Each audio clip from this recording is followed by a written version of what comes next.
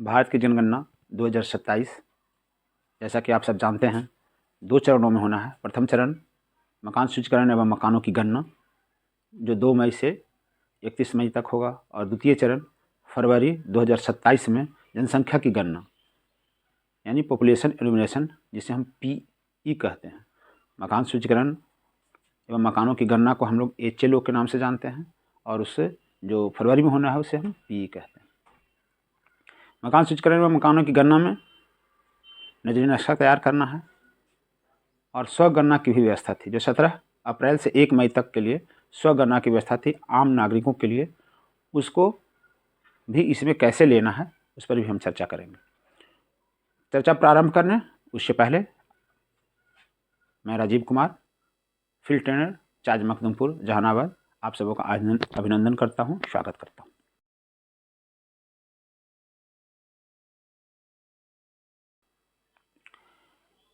तो सर्वप्रथम चार्ज मखदुमपुर के परिवेश के अनुसार हमने कुछ स्थितियां पैदा की हैं,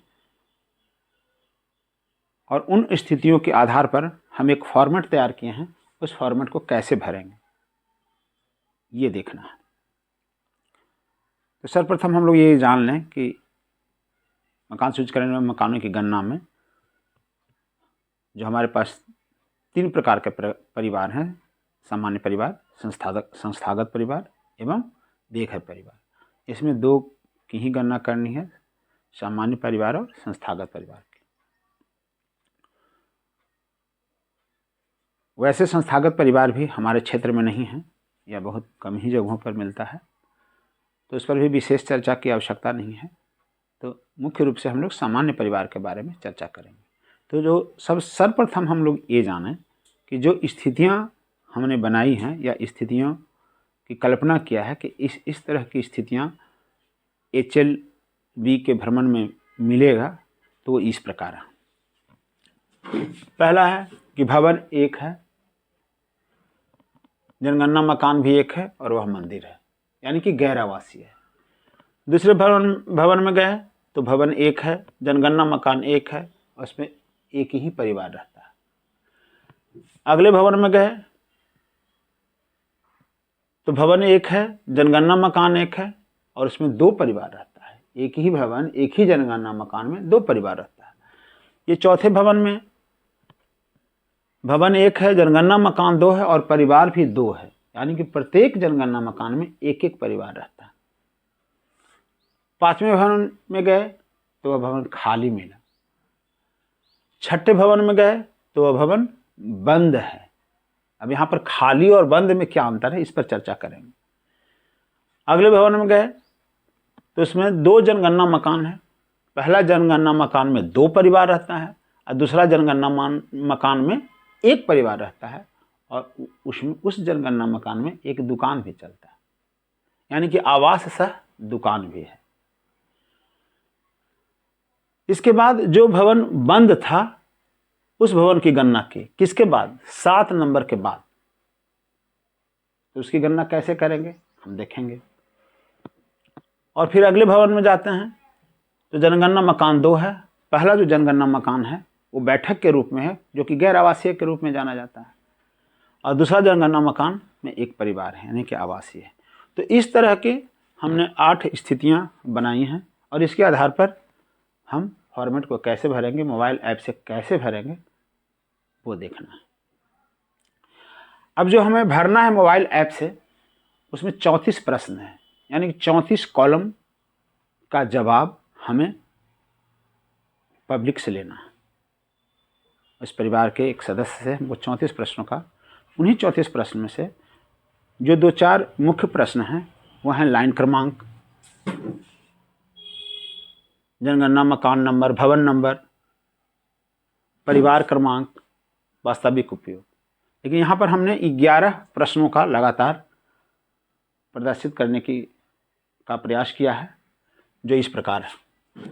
लाइन क्रमांक 1 भवन नंबर 2 में है, जनगणना मकान नंबर प्रश्न संख्या 3 में है, फर्श की स्थिति 4 में है, दीवार की स्थिति 5 में है, छत किस सामग्री से बना हुआ है 6 में है, और जनगणना मकान का वास्तविक उपयोग 7 में है, जनगणना मकान की स्थिति 8 में है, परिवार क्रमांक 9 में है, सदस्यों की संख्या 10 में और मुखिया का नाम 11 में।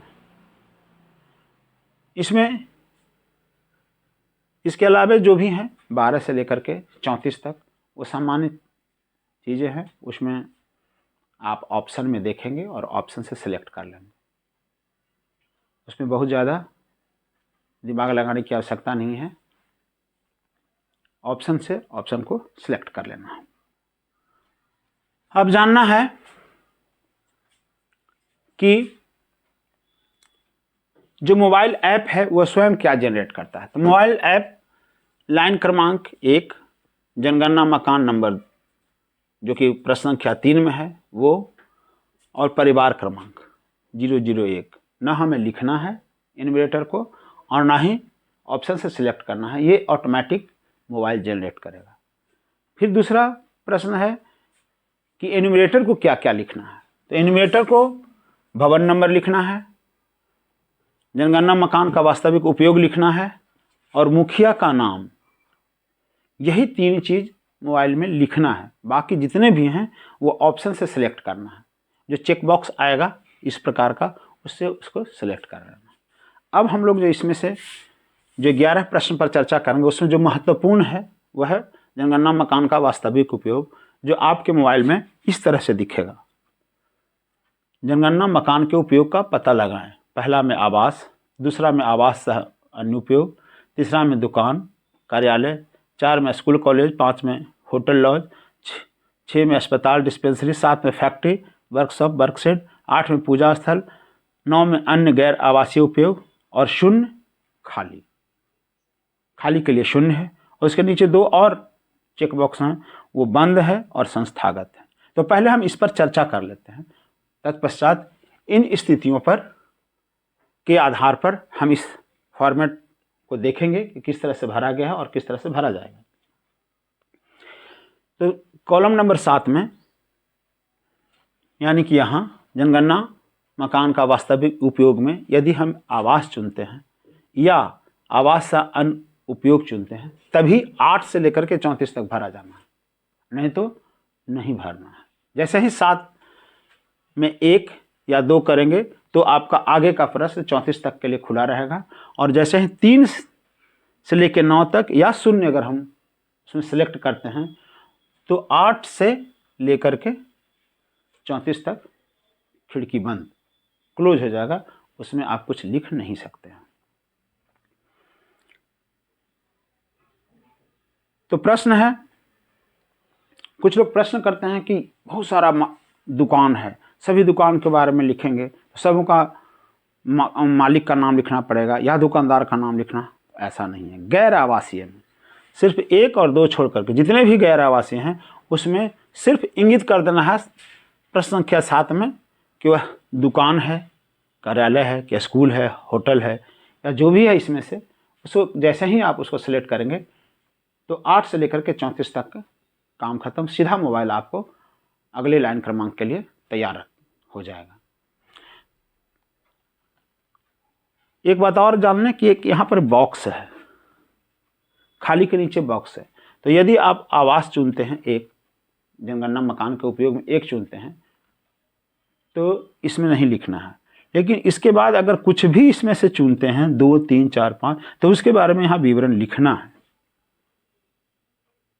आवास के उपयोग को यहाँ पर स्पष्ट लिखना है कि क्या है। जैसे दूसरा अगर हम चुनते हैं ऑप्शन आवास सह अन्य उपयोग, तो यहाँ लिखना होगा आवास सह दुकान, आवास सह कार्यालय, आवास सह विद्यालय, आवास सह पोस्ट ऑफिस, आवास सह जो भी उपयोग आप करते हैं तो लिखना होगा कि आवास सह किराने की दुकान। दुकान भी है तो स्पष्ट लिखना होगा किन चीज़ की दुकान है, किराने की दुकान है, चाय की दुकान है, स्टेशनरी की दुकान है, सैलून है, ब्यूटी पार्लर है, जो भी है लिखना होगा, डिस्पेंसरी है। तो आवास सह किराने की दुकान,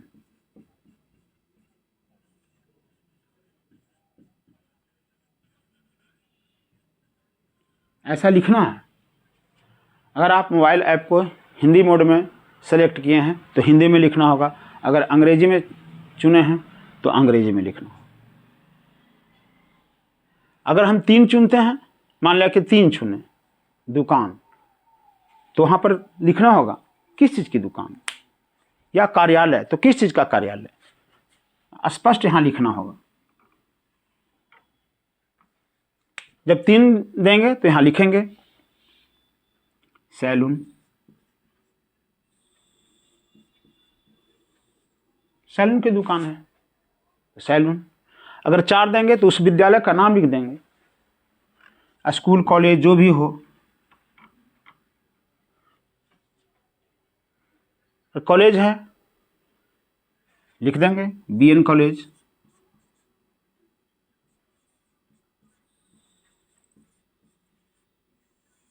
स्कूल है तो लिखेंगे प्राथमिक विद्यालय। मध्य विद्यालय है तो मध्य विद्यालय और नाम देंगे उसका, मध्य विद्यालय इक्किल, मध्य विद्यालय जहानाबाद, मध्य विद्यालय मखदूमपुर, जो भी होगा। उसी तरह अगर होटल है, होटल के बारे में लिखेंगे, उसका नाम लिख देंगे श्री राम होटल। 6 अगर चुनते हैं अस्पताल डिस्पेंसरी, तो जो डिस्पेंसरी का नाम है वो यहाँ लिखा जाएगा। पूजा स्थल है, फैक्ट्री है, वर्कशॉप और वर्कशेड है, तो जो फैक्ट्री है जो नाम है उसका स्पष्ट लिखेंगे यहाँ। पूजा है, स्थल है तो पूजा स्थल में लिखेंगे। मंदिर है, मस्जिद है, चर्च है, गुरुद्वारा है, जो भी है। अगर मंदिर है तो मंदिर में भी शिव मंदिर है, राम मंदिर है, राधा कृष्ण मंदिर है, उसको भी स्पष्ट लिख देंगे शिव मंदिर।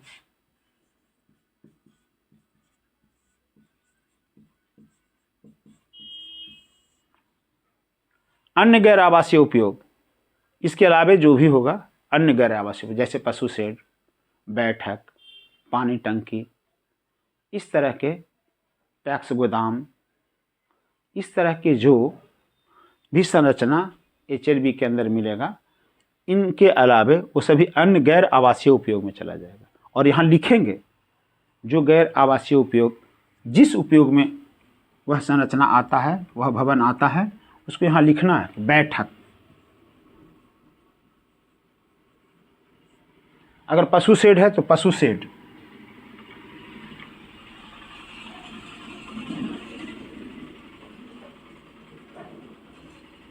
अगर गैराज है तो गैराज,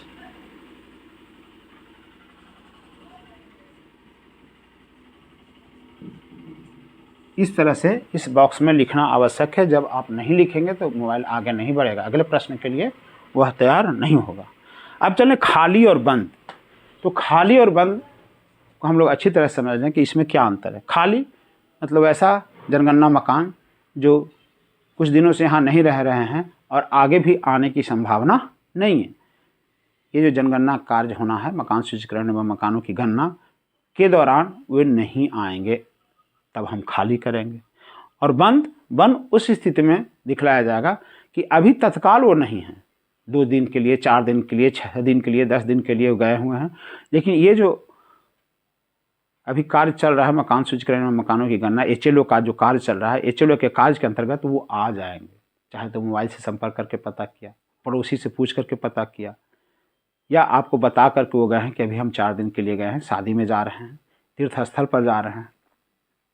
लेकिन जब हम खाली भी चुनेंगे तो लिखेंगे यहाँ कि खाली का कारण क्या है। खाली का कारण हो सकता है भवन निर्माणाधीन हो, किराए के इंतजार में हो, कुछ लोग घर बना करके छोड़ देते हैं किराए के लिए, अभी खाली है, तो हाँ लिखा जाएगा किराए के इंतजार में।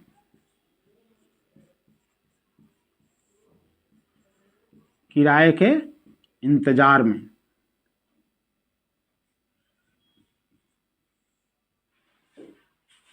अगर वो परिवार बाहर रहते हैं तो लिख दें कि परिवार बाहर रहते हैं, और उस स्थिति में इनको 7 के बाद, जो कॉलम नंबर 7 है, यहाँ 0 लिखा हुआ है खाली, 7 के बाद फिर नहीं भरा जाएगा। बंद, अभी तत्काल बंद है, तो बंद जब हम चुनेंगे तो यहाँ पर भी लिखना होगा बंद का कारण। अभी परिवार तीर्थ स्थल पर है, शादी में है, घर पर नहीं मिले, कुछ इसका कारण लिखना होगा और बंद वालों को पुनः गणना भी करना होगा। बंद का जो एक खिड़की है, ये चेक बॉक्स तभी खुला रहेगा, ये तभी इनेबल रहेगा जब आप 1 या 2 सेलेक्ट करेंगे। बाकी 3 से लेकर के 9 तक या 0 में यह डिसेबल रहेगा, यह आपका बंद रहेगा। सिर्फ जब 1 या 2 खोलेंगे तब। अब एक और है संस्थागत परिवार। तो संस्थागत परिवार हम लोग के क्षेत्र में नहीं है, या है भी तो इक्का दुक्का है, तो उस पर हम चर्चा नहीं करेंगे विशेष। संस्थागत परिवार अगर रहेगा तो उसका परिवार क्रमांक ऑटोमेटिक 999 ले लेगा और उसमें मात्र 11 कॉलम तक ही भरना होता है। उसके परिवार के मुखिया का नाम में उस संस्था के हेड का पद नाम लिखा जाता है। जैसे जेल है तो जेल का जेलर, हॉस्टल है तो हॉस्टल सुपरिटेंडेंट, ना कि उनका नाम लिखा जाएगा, उनका पद नाम लिखा जाएगा। संस्थागत परिवार में यही है, बेघर परिवार का करना नहीं है। तो हम लोग वापस आते हैं। एक और है एसी, ये स्वगणना। कुछ लोगों ने स्वगणना किया है, तो इसकी गणना हम कैसे करेंगे एक प्रगणक के रूप में। तो स्वगणना के लिए क्या है कि जैसे ही हम लाइन क्रमांक से आगे बढ़ते हैं, भवन नंबर देते हैं और जनगणना मकान स्वयं ले लेता है HLO ऐप, तो उसके बाद एसी के बारे में पूछता है, क्या परिवार ने एसी किया है, स्वगणना किया है। अगर हाँ करेंगे तो एक वो आईडी देंगे 12 अंकों का। वो आईडी जैसे ही फिल करेंगे तो ये सारा का सारा ऑप्शन 34 कॉलम तक उसमें आ जाएगा जो उन्होंने भरा है। उसको अच्छी तरह से देख लेना है, सही है ओके कर देना है। अगर सही नहीं है तो उसमें आप एडिट कर सकते हैं, एडिट कर देंगे। एडिट करने के बाद वो चला जाएगा सुपरवाइज़र को दिखेगा और फिर सुपरवाइज़र उसको वेरिफिकेशन करेंगे, उसके बाद सबमिट किया जाएगा, सेव किया जाएगा। तो एसी का यही है, एसी मतलब स्वगणना। स्वगणना जैसे ही 3 नंबर तक जाएंगे उसके बाद स्वगणना के बारे में पूछता है। जैसे ही उसका आईडी हम वहाँ डाल देंगे तो ये सारा अपने आप ले लेगा, सिर्फ प्रगणना को एक पुष्टि कर देना। ओके, तो अब हम चलते हैं, ये जो हमने 7-8 स्थितियाँ पैदा की हैं, स्थितियाँ बनाई हैं एक कल्पना करके कि इस तरह की स्थिति हमारे परिवेश में मिल सकता है, तो उस पर हम चर्चा करते हैं। तो पहला एक बार फिर से दोहराते हैं। पहला है कि पहला भवन में हम गए तो वहाँ भवन 1 में जनगणना मकान एक ही है जो कि मंदिर है, डेरावासी है। दूसरा भवन 1 में जनगणना मकान एक ही है, परिवार भी एक ही है। तीसरा में है कि भवन नंबर 1 है, जनगणना मकान भी एक है, परिवार 2 है। इसको कैसे हम लिखेंगे कि एक ही भवन में एक ही जनगणना मकान में 2 परिवार की एंट्री कैसे होगी। फिर भवन नंबर 1 है, जनगणना मकान 2 है और परिवार 2 है, यानी कि प्रत्येक जनगणना मकान में एक एक परिवार है। ये खाली है, भवन खाली है, तो खाली को हम लोग कैसे लिखते हैं। और भवन बंद है, तो बंद का मतलब अभी तत्काल बंद है, तो फिर जब वो आएगा तब उसकी गणना कैसे करेंगे। ये जो भवन बंद है वो 7 नंबर के बाद आ गया है, तो उसकी गणना हमने इसमें किया है, तो कैसे करेंगे उस पर चर्चा करेंगे। फिर भवन नंबर 1 एक ही है भवन, जनगणना मकान 2 है। पहला जनगणना मकान में 2 परिवार रहते हैं, दूसरा जनगणना मकान में 1 परिवार रहता है और साथ में दुकान भी चलाता है। उसको कैसे करेंगे, यानी कि आवास सामान्य उपयोग भी है। फिर इसके बाद इसकी गणना करेंगे जो बंद है, बंद भवन को कैसे हम गणना करेंगे। फिर है स्थिति 8 में कि भवन नंबर 1 है, जनगणना मकान 2 है। पहला जनगणना मकान बैठक है, यानी पहला जनगणना मकान में गैर आवासीय है और दूसरा जनगणना मकान में 1 परिवार है आवासीय। यहाँ हमने देखा कि पहले जनगणना मकान में 2 परिवार है 7 नंबर में, और दूसरा जनगणना मकान आवासीय सह अनुपयोग है। और इसमें हम देख रहे हैं क्या कि पहला जनगणना मकान ही गैर आवासीय है और दूसरा जनगणना मकान में आवासीय है जिसमें 1 परिवार रहता है। अब एक एक करके हम लोग चर्चा करेंगे। भवन नंबर 1 देखते हैं, जनगणना मकान 1 है जो कि मंदिर है, गैर आवासीय है। लाइन क्रमांक स्वतः लेगा, हम भवन नंबर डालेंगे एन्यूमरेटर के रूप में। जनगणना मकान वह स्वतः देगा 4 अंकों में। फर्श की स्थिति, दीवार की स्थिति, छत की स्थिति, जो उसके नीचे ऑप्शन खुलेगा कि घास का है कि लकड़ी का है कि कंक्रीट का है कि किसी धातु का है, लोहे का है, जो भी है उसमें ऑप्शन, उस ऑप्शन से हम इसकी फर्श और दीवार और छत की स्थिति को सेलेक्ट कर लेंगे। ये हमने लिख दिया है, सिर्फ इस पर चर्चा की ज़रूरत नहीं है। महत्वपूर्ण ये है 7 नंबर। तो चूंकि भवन ये जो है वो मंदिर है, तो मंदिर का कोड पूजा स्थल, यानी पूजा स्थल वाला 8 पड़ेगा। जैसे ही हम 8 देंगे तो इसके बाद सारा खाली डायरेक्ट ये चलो ऐप 34 नंबर प्रश्न पर ले जाएगा। और यहाँ पूजा स्थल 8 है, तो इसके बारे में यहाँ लिखना होगा।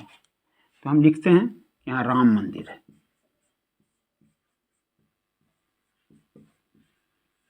क्योंकि इसमें मंदिर, मस्जिद, गुरुद्वारा, चर्च आदि की चर्चा की जानी है, तो यहाँ स्पष्ट लिखना होगा। अब हम चलते हैं दूसरे भवन में, जहाँ भवन एक ही है, जनगणना मकान एक है, परिवार एक है। तो लाइन क्रमांक तो स्वतः बढ़ेगा 2, भवन नंबर हमने 2 दे दिया, जनगणना मकान वह स्वतः लेगा। फर्श, दीवार, छत की स्थिति यहाँ आवासीय है, तो आवास के लिए 1, और जैसे ही 1 या 2 इसमें रहेगा तभी हम 34 कॉलम तक भर पाएंगे। तो खुल जाता है। जनगणना मकान की स्थिति 1 में है अच्छी, 2 में है रहने योग्य और 3 जीर्णशीर्ण, तो एक स्थिति है। परिवार क्रमांक वह स्वतः देगा। अभी हमने ऊपर देखा कि इसमें परिवार क्रमांक नहीं देगा, क्योंकि गैर आवासीय है, गैर आवासीय में परिवार क्रमांक नहीं देगा। तो यहाँ से प्रारंभ होगा गैर आवासीय, हाँ माफ़ कीजिएगा, यहाँ से प्रारंभ होगा आवासीय के लिए परिवार क्रमांक। तो परिवार क्रमांक 1 हो गया। सदस्यों की संख्या 5, मुखिया का नाम ABCD कुछ भी। अब हम चलते हैं भवन संख्या 3 में, जहाँ भवन एक ही है, जनगणना मकान 1 है, परिवार 2 है। भवन 3 में चले तो हमने 3 दिया, जनगणना मकान 3 ले लिया। फर्श, दीवार और छत की स्थिति, जनगणना मकान आवासीय है और परिवार क्रमांक 2 स्वतः ले लेगा 3 अंक में, परिवार क्रमांक 2। तो ये इसमें 2 परिवार है, ध्यान देना कि यहाँ 2 परिवार है। तो ये पहले परिवार के लिए हम भर रहे हैं, जिसमें सदस्यों की संख्या 6 है और उनका नाम BC है। तो पहला परिवार का हो गया। और इस तरह से 34 कॉलम भरने के बाद पुनः जब हम आएंगे उसी भवन में, ध्यान देना है यहाँ भवन नंबर 3 में ही, उसी जनगणना मकान में 3 में ही एक दूसरा परिवार है। तो जैसे ही यहाँ भरना है तो हमें यहाँ पर पुनः रिपीट कर देंगे। इसमें 2 ऑप्शन रहता है, रिपीट और न्यू का, यानी कि यहाँ हम रिपीट करेंगे तो 3 ले लेगा। फिर यहाँ भी रिपीट करेंगे, क्योंकि उसी भवन में, भवन नंबर 3 में ही, उसी जनगणना मकान में ये परिवार दूसरा है। तो यहाँ तक स्वतः ले लेगा वो, यहाँ 003 हो जाएगा।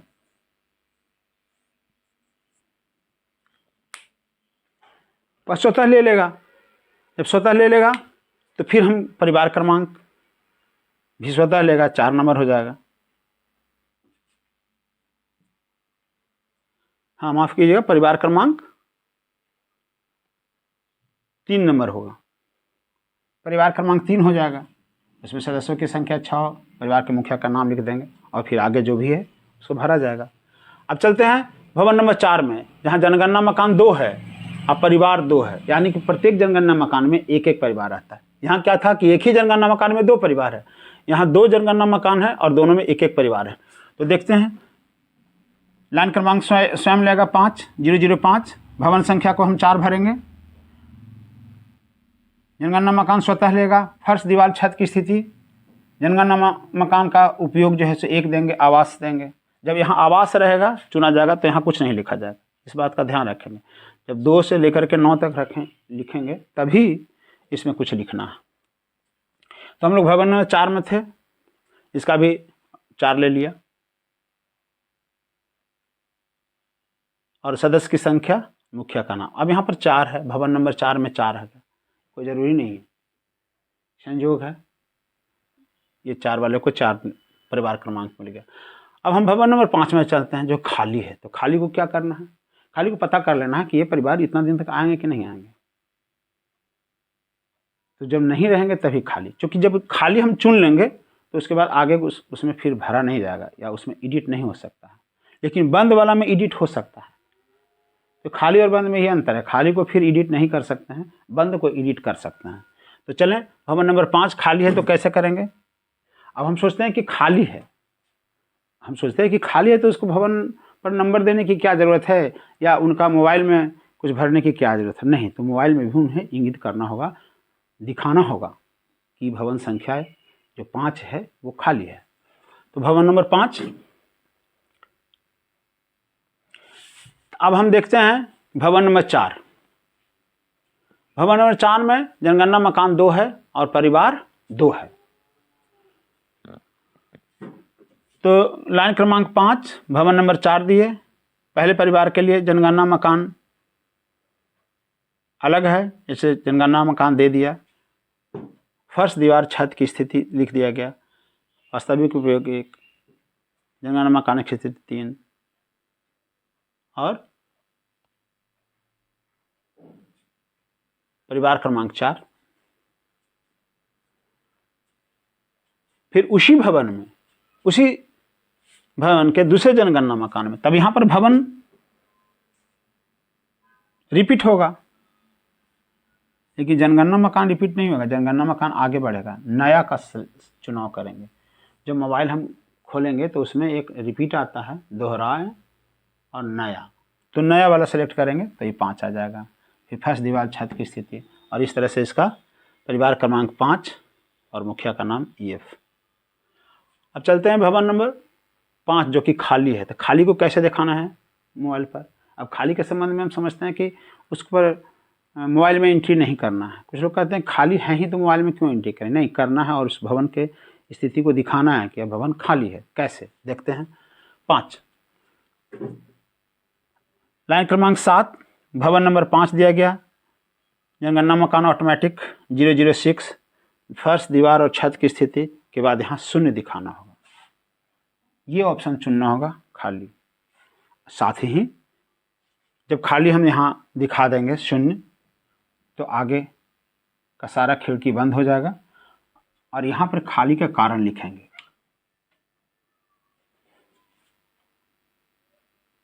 तीर्थ भ्रमण में गए हैं,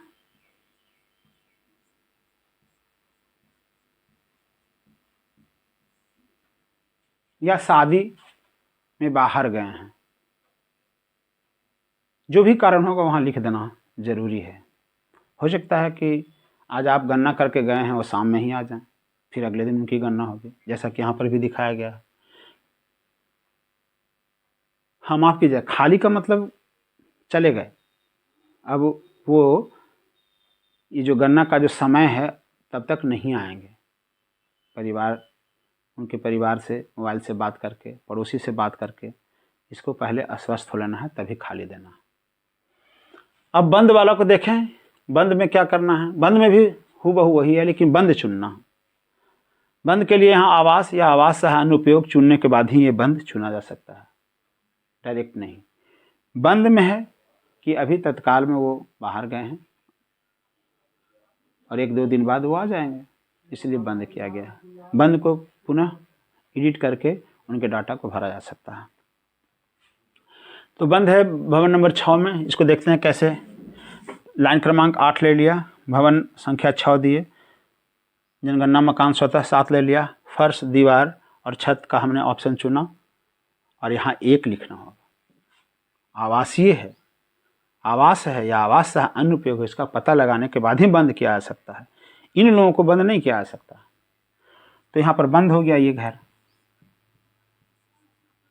फिर आगे का प्रश्न नहीं पूछेगा, सीधा 34 नंबर पर चले जाइएगा। फिर वापस आते हैं। अब एक भवन नंबर 7 है, जनगणना मकान इसमें 2 है। पहला जनगणना मकान 2 परिवार और दूसरा जनगणना मकान में 1 परिवार है और साथ में दुकान भी चलाता है। इसको कैसे करेंगे देखते हैं। इसको अच्छी तरह से समझना है। इस तरह के ऑप्शन हमारे पास आएंगे, फील्ड में भी इस तरह की स्थितियाँ आएंगी, समस्याएं आएंगी, तो उसको अच्छी तरह से देखना है, समझना है। पूरा समझने के लिए पूरा वीडियो को देखना ज़रूरी है। अगर आप सोचेंगे कि 5 मिनट देख लें और सारा समझें तो नहीं हो, पूरा वीडियो को देखना होगा, क्योंकि क्रमबद्ध बातें होती हैं और एक बात दूसरे बात से रिलेटेड होता है। तो उसको समझने के लिए पूरा देखना ज़रूरी है और इसको देखें, उसके बाद आप आश्वस्त हो जाएंगे इसको भरने के लिए। तो चलें 7 नंबर में। 7 यहाँ जब हमने भवन नंबर 7 दिया, जनगणना मकान नंबर ले लिया, इस भवन नंबर 7 और जनगणना मकान 8 में 2 परिवार है, इसलिए इसके लिए 2 लाइन चला। लाइन क्रमांक 9 में ये परिवार क्रमांक 6 आया इसके पहले परिवार के लिए।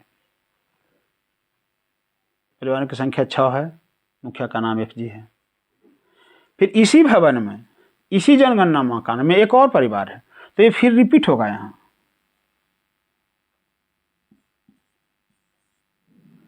यहाँ 7 हो जाएगा, रिपीट का ऑप्शन चुनना होगा।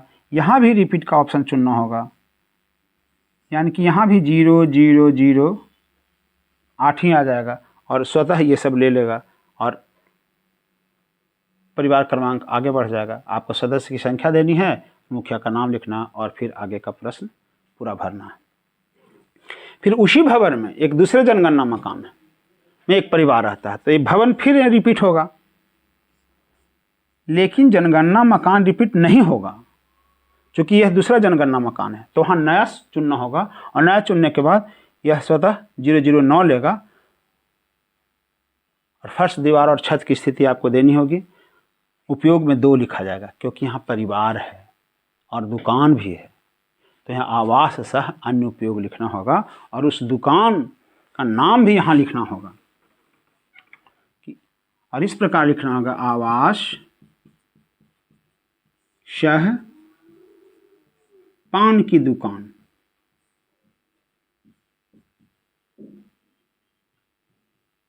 स्पष्ट लिखना होगा। तो यहाँ 2 देने के बाद जनगणना मकान की स्थिति यहाँ पर हमने रहने योग्य दिखाया है। इसका परिवार क्रमांक 8 स्वतः ले लेगा। 4 जो है मुखिया का नाम लिखा जाएगा। अब चलते हैं, इस भवन के बाद जो भवन हमने बंद दिखाया था 6 नंबर, वो परिवार आ गए। अब उसकी गिनती करनी है, तो क्या लाइन क्रमांक आगे बढ़ेगा? नहीं, क्योंकि हम उसका लाइन क्रमांक दे चुके हैं पहले 6 नंबर में। यहाँ देखिए बंद दिखाएं, तो बंद में ही एडिट का ऑप्शन आता है। जब एडिट के लिए उसको खोलिएगा, संपादित करने के लिए खोलिएगा, तो बंद का जो यहाँ ऑप्शन है इसको क्लिक करेंगे तो बंद का ऑप्शन खुल जाएगा और बंद आगे हम लोग लिखेंगे। एक प्रश्न उठता है कि बंद वाले को हम ये फर्श और दीवार और छत की स्थिति कैसे दें, क्योंकि अंदर में क्या है पता नहीं, वो तो बंद है, बाहर से ताला बंद है। तो पहली बार आपको देना है, लेकिन जब बंद को आप खोलेंगे तो पुनः आपसे मोबाइल यहीं से पूछेगा फर्श, दीवार, छत की। तो उसमें टेंशन नहीं है, अगर आप भर भी दिए हैं तो कोई बात नहीं, गलत भी भर दिए हैं तो कोई बात नहीं, क्योंकि बंद को जब आप खोलेंगे तो पुनः यह यहाँ से दिखाई दे, आपसे प्रश्न पूछेगा 4 नंबर से। तो इसको भरेंगे और बंद को हटाएंगे, जनगणना भवन की स्थिति देंगे, मान लिया कि 1 है तो 1 देंगे, और परिवार क्रमांक यही यहाँ पर समझना कि परिवार क्रमांक कितना आएगा। इसके पहले तो 5 था, तो नहीं, परिवार क्रमांक इसके बाद आएगा, क्योंकि इसके बाद हम गणना कर रहे हैं और यहाँ 8 है तो यहाँ 9 आएगा, जो स्वतः लेगा, हमको भरना नहीं हो, स्वतः ले लेगा। सदस्यों की संख्या दे देंगे, नाम दे देंगे और इस तरह से 34 कॉलम आगे भरेंगे। तो स्पष्ट है कि बंद को कैसे करना है। उसके बाद यह भवन है कि जनगणना मकान 2 है, पहला जनगणना मकान में बैठक है, दूसरा जनगणना मकान परिवार है। तो 8 में हम लोग चलेंगे। जनगणना मकान दिए, आ गया अपने आप, और चूंकि यह गैर आवासीय है तो यहाँ 9 दिए, क्या, अन्य गैर आवासीय उपयोग। तो जब अन्य गैर आवासीय उपयोग 9 चुनेंगे तो भी इसके बारे में यहाँ लिखना होगा कि आखिर क्या है वह नगन। तो यहाँ लिखेंगे बैठक। अगर भूसा घर रहेगा तो भूसा घर लिखेंगे, गैराज रहेगा तो गैराज लिखेंगे। जो भी उपयोग उसका हो रहा है उस जनगणना मकान का, यहाँ पर स्पष्ट लिखना होगा, नहीं तो मोबाइल आगे नहीं बढ़ेगा। तो ये गैर आवासीय था, तो 7 तक ही इसका भरा जाएगा, 8 से लेकर के 34 तक के भरने की आवश्यकता नहीं है। अब हम चलते हैं दूसरे जनगणना मकान में, इसमें एक परिवार रहता है। तो भवन नंबर 8 में गए तो भवन तो वही है, तो यहाँ फिर रिपीट दिखाना होगा, यानी कि दोहराएं का ऑप्शन चुनना होगा। लेकिन जनगणना मकान तो अलग है, तो यहाँ नया दिखाना होगा, तो नया आ जाएगा 11 नंबर। और इस तरह से इसको उपयोग में 1 देंगे और परिवार क्रमांक यहाँ 10 आ जाएगा। कैसे? क्योंकि 8 यहाँ दिए थे और 9 बंद वाला को मिल गया था, तो यहाँ 10 होगा, 010। तो स्पष्ट है कि कैसे परिवार क्रमांक बढ़ता है। अगर इसी तरह से कई भवन बंद पाए जाते हैं तो उसका जो परिवार क्रमांक है ऊपर नीचे हो जाएगा, तो उससे कोई दिक्कत नहीं है, यह स्वतः लेता है। तो इस तरह से हम सब ने देखा कि कैसे इन स्थितियों के आधार पर इस फॉर्म को कैसे भरना है। मोबाइल ऐप में हूबहू यही क्रम आएगा और इसी तरह का उसमें ऑप्शन आएगा, भर देना है। इसमें एक चीज़ और देखें, यहाँ पिछला है, सीधे जाएं और अगला। जब हम इसको कर लेते हैं तो अगला पद बटन दबाते हैं तो अगले प्रश्न पर चला जाता है। अगर पिछला यानी कि प्रीव्यू, तो प्रीव्यू पर करेंगे तो पिछले प्रश्न पर जाएगा। ये 7वें प्रश्न है, 6ठा पर जाएंगे, 5वां पर जाएंगे, 4था पर जाएंगे, उसको देखने के लिए है। और सीधे जाएं अगर किसी, यानी जंप, इसका अंग्रेजी में यहाँ पर जंप मिलेगा, प्रीव्यू, जंप और नेक्स्ट। तो जंप करेंगे तो जिस प्रश्न पर आपको जाना है, सीधा 33 नंबर पर जाना है, तो 33 यहाँ टाइप करेंगे तो आपको 33 पर पहुँचा देगा। तो इस तरह से हम समझते हैं कि इस फॉर्म को कैसे भरेंगे, पूरी तरह अच्छी तरह से हम सब समझ गए होंगे। अब एक दो प्रश्न और हैं जो आपके लिए है। एक खाली भवन को हमने खाली दिखा दिया और पता चला कि वो 2 दिन बाद आ गए, तो उसकी गणना कैसे करेंगे, यह प्रश्न आपके लिए। फिर दूसरा है कि हमने तो बंद दिखाया, पता चला कि 2-4 दिन बाद आ जाएंगे, आए ही नहीं, तब क्या करेंगे। फिर एक और प्रश्न है कि हमने बंद जिन्हें दिखाया था 6 नंबर वाले को, उसमें एक परिवार अनुमान लगा के हमने बंद कर दिया उस मकान को, उस जनगणना मकान को, लेकिन जब आए तो बताते हैं कि नहीं, हम तो यहाँ इसमें 3 परिवार रहते हैं, तब उसकी गणना कैसे होगी, क्योंकि यहाँ पर तो एक ही परिवार के लिए जगह छोड़ा हुआ है, तो 2 परिवार और, उसकी गणना कैसे होगी, यह प्रश्न आपके लिए है। अगर ऐसी स्थिति आती है तो निश्चित रूप से हमसे संपर्क करें, मेरे मोबाइल नंबर 9934079858 पर। हम इसका उपाय बताएंगे कैसे होगा। बहुत बहुत धन्यवाद।